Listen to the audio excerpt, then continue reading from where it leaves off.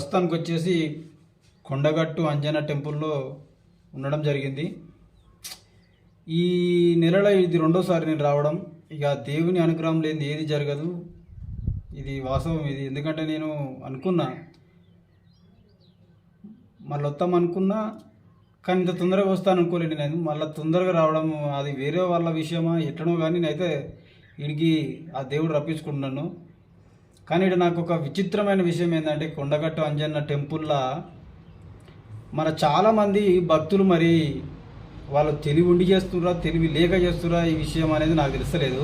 కొండగట్టు అంజన్న టెంపుల్కి వచ్చిన వాళ్ళు భక్తులు చాలామంది వాళ్ళు పిచ్చియా మరి వాళ్ళకు మెంటలా నాకు ఏం అర్థం కాలేదు. కానీ చాలామంది తాయితలు కట్టుకుంటారు కదా, తాయితలు ఇవన్నీ చేతులు కట్టుకునే కంకణాలు ఇవన్నీ దేవుని గుడిలో మొత్తం ఏం చేయాలి ఆందాక మొత్తం కట్టేసిరు. దేవుని గుడి మొత్తం మన సిక్కులకు మొత్తం కట్టిరు. దాంట్లో ఆ ఏం తాయితలు ఏంది అది హిందువుల గుడా మరి లేకపోతే ఇంకోరిదన గుడా, అందులో తుర్కులకు సంబంధించినవి కూడా అందులో ఉన్నాయి. తాయితలు మన మెడలు కట్టుకునేటివి గ్రీన్ కలర్ తాయితలు చూడండి మీరు ఈ వీడియోలో, అవి కూడా ఉన్నాయి.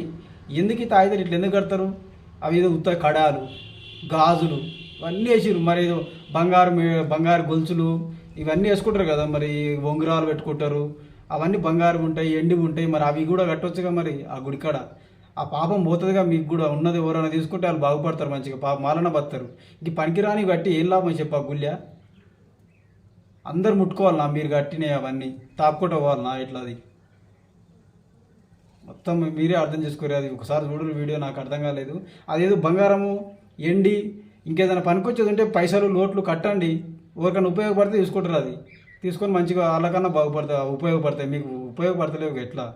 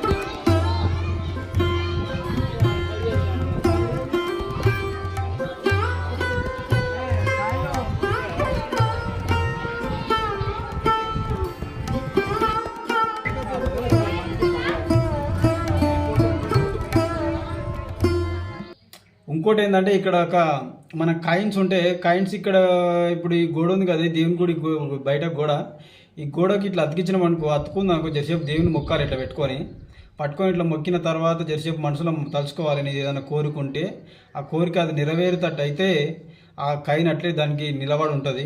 ఇంకా కోరిక నెరవేరదంటే ఒకటేసారి కింద పడిపోతుంది. అది ఇది చాలామంది భక్తులు నమ్ముతున్నారు ఇక్కడ. ఇది జరుగుతుంది కాబట్టి ఇంతగానం పబ్లిక్ వస్తారు వీడికి. చూడరు మీరు ఒకసారి వీడియో. మీరు ఎప్పుడైనా చేసిరా ఇట్లా? చేస్తే ఒకవేళ మీకు జరిగిందా జరగలేదా కామెంట్లో తెలియజేయండి.